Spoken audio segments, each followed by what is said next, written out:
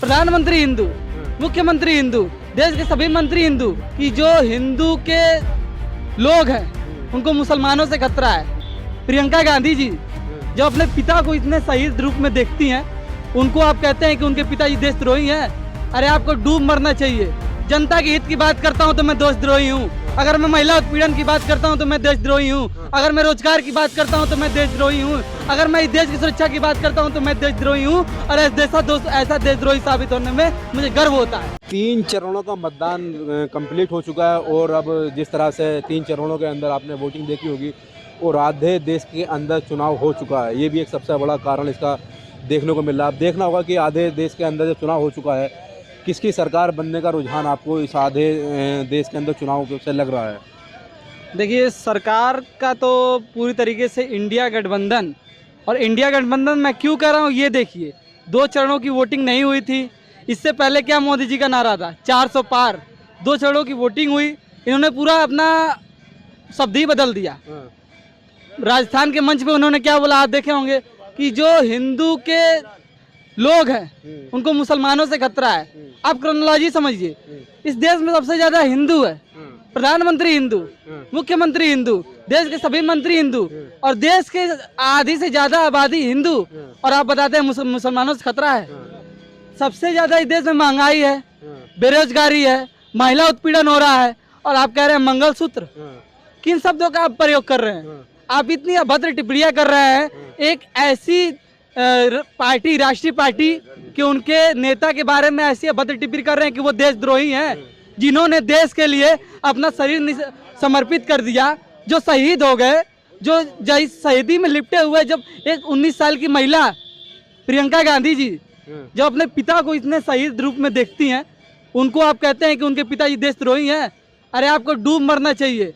आप इस देश आचार्य प्रमोद भी कह रहे हैं कल, क्या कहते हैं, जो मोदी जी को वोट ना दे वो देशद्रोही है। मोदी जी को वोट, तो आप भी देशद्रोही हैं जो मोदी जी का विरोध कर रहे हैं। अगर मैं जनता के हित की बात करता हूं तो मैं देशद्रोही हूं, अगर मैं महिला उत्पीड़न की बात करता हूं तो मैं देशद्रोही हूं, अगर मैं रोजगार की बात करता हूं तो मैं देशद्रोही हूं, अगर मैं इस देश की सुरक्षा की बात करता हूं तो मैं देशद्रोही हूं। और ऐसा देशद्रोही साबित होने में मुझे गर्व होता है। अगर ऐसा देशद्रोही वो बोलते हैं मुझे, तो मुझे गर्व है। बताइए, इस देश में ग्लोबल हंगर इंडेक्स में हम सबसे कितने 142वें पायदान पे हैं, जबकि सरकार 5 किलो राशन भी दे रही है। 5 किलो राशन क्यों दे रही है हमें? 5 किलो राशन की आवश्यकता नहीं है। आप उस परिवार को 5 किलो राशन दे रहे हैं, लेकिन उसी परिवार का छात्र बेरोजगार पड़ा हुआ है। यूपी पुलिस का पेपर देख लीजिए, आरओ का पेपर देख लीजिए। तो परसों नीट का पेपर भी वो लीक हो गया है। जिस सरकार में जो सरकार वीक होती है, उसी सरकार में पेपर लीक होते हैं। ये जाहिर है, सच्चाई है। ये खुद कहा था जो सरकार कमजोर है उसके में पेपर लीक होगा। तो उनकी सरकार ही है।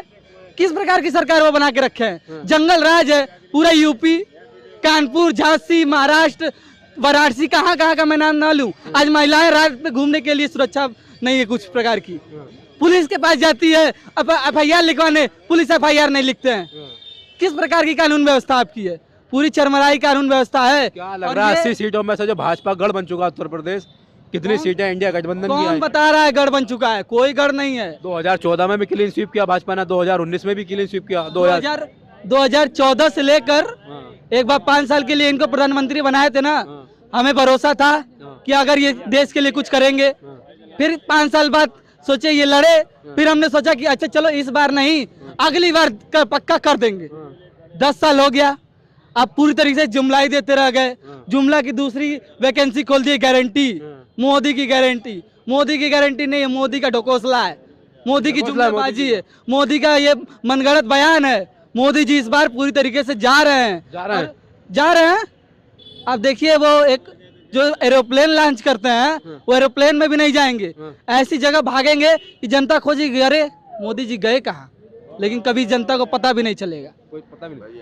क्या लग रहा है 3 चरणों के मतदान के बाद में किसकी तरफ रुझान है देश की जनता का?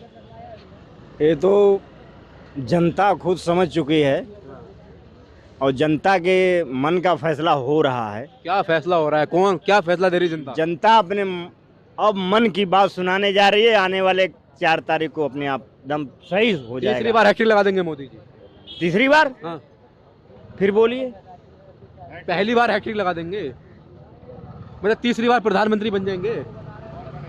ये तो आप लोग कह रहे हैं ना, कौन बनना है फिर? इंडिया गठबंधन। प्रधानमंत्री कौन बनेगा? प्रधानमंत्री हमारे तमाम लीडर उसमें हैं। मतलब मोदी जी को हटाना चाहे प्रधानमंत्री कोई भी बने? मोदी जी तो इतना दूर चले गए जिसका कोई जवाब नहीं है, जिसका कोई जवाब नहीं है। नस्त नाबूद।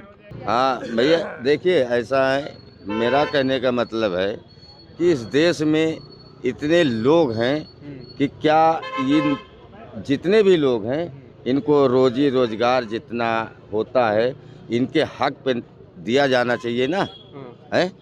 अब मान ले कोई मजदूर अगर किसी के घर में मजदूरी करने जा रहा है तो वो तो ये कहता है कि मैं 400 रुपये से ज़्यादा दूंगा नहीं, मेरे पास तो पैसे ही नहीं हैं। और पैसे कहाँ सब चले जाते हैं। अगर इन मजदूरों का हक अगर मेहनत करते हैं तो पूरा मिलना चाहिए, पूरा मिलना चाहिए। मिलना चाहिए। 800 रुपये 600 रुपये मजदूर की दिहाड़ी होती है, 800 रुपये 900 रुपये राजगीर की मजदूरी होती है, 800 रुपये पेंटर की दिहाड़ी होती है। ये दिन भर खून अपना जलाया करते हैं, तो इनको अगर इनकी मजदूरी नहीं मिलती, नरेगा में प्रधान जो है 200 रुपये से आगे नहीं देते हैं। तो सरकारी रेट ही 200 रुपये का, तो जब वो क्या देगा? नहीं तो क्या वो दिन भर जो मेहनत करता है वो इंसान नहीं है? गरीबों का भला कौन कर सकता है? जो देश का प्रधानमंत्री हो, कोई भी प्रधानमंत्री हो, तो उसका ये दिमाग चाहिए कि मेरे देश में कोई भूखा प्यासा नहीं मरना चाहिए। और जो भी सरकार हो, अगर कोई भी सरकार आए तो उसका पहले संशोधन ये चाहिए कि हम हर गरीब या अमीर को देखकर तब कानून अपना पारित करना चाहिए। इसका मतलब नहीं है कि किसी को खूंटे पे चढ़ा दो कि वो मर जाए और किसी को जो है राज करने दो। अगर मैं गलत कह रहा हूँ, मैं जनपद अमेठी का रहने वाला हूँ।